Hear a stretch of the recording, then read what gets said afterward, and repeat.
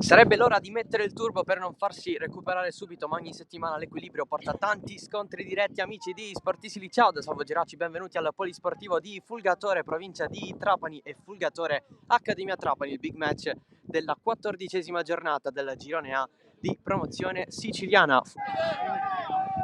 Lancio lungo in fascia, avanza Genna, se la sistema sul sinistro, c'è il tiro quasi con l'esterno, Mistretta in calcio d'angolo, l'occasione per Alessio Genna che dalla difesa è andato a tirare. Rimessa battuta lunga verso il centro dell'area, dall'altro lato ancora Genna.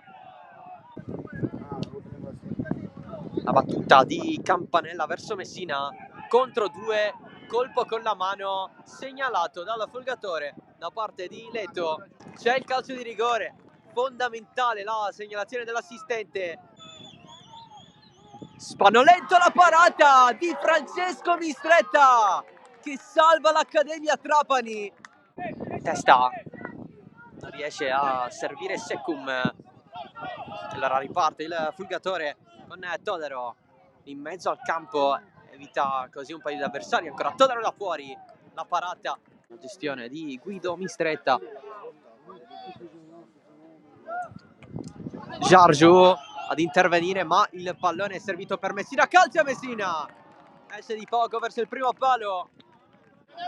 Cammareri a cambiare campo, il pallone arriva a testa, è pericoloso, calcio dal limite centrale.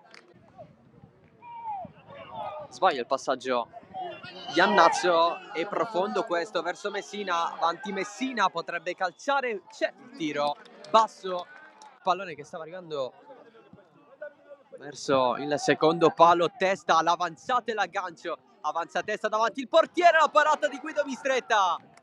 Va avanti l'Accademia adesso. Samana, passaggio verso il centro, Nolfo va avanti, Nolfo ancora, Guido Mistretta a respingere. Di Maggio, Todaro, scambio con Alberto Cirrone, spannò al volo, calcia male, va ad Amico. Cross in mezzo, secondo palo, colpo di testa, il tentativo di Di Maggio. Ancora Cirrone, profondo, insegue Inglese, c'è il tiro sul secondo palo di controbalzo. La solita rimessa lunga a cercare Daguanno, pallone dietro da Amico, ha provato a stopparla, mischia da quelle parti, alla fine alla meglio vi è spazio per l'Accademia, salgono in tre a destra, il pallone viene ricevuto adesso da Tempesta, in contropiede Tempesta, lo va a fermare Genna che va ad esultare come se avesse segnato un gol.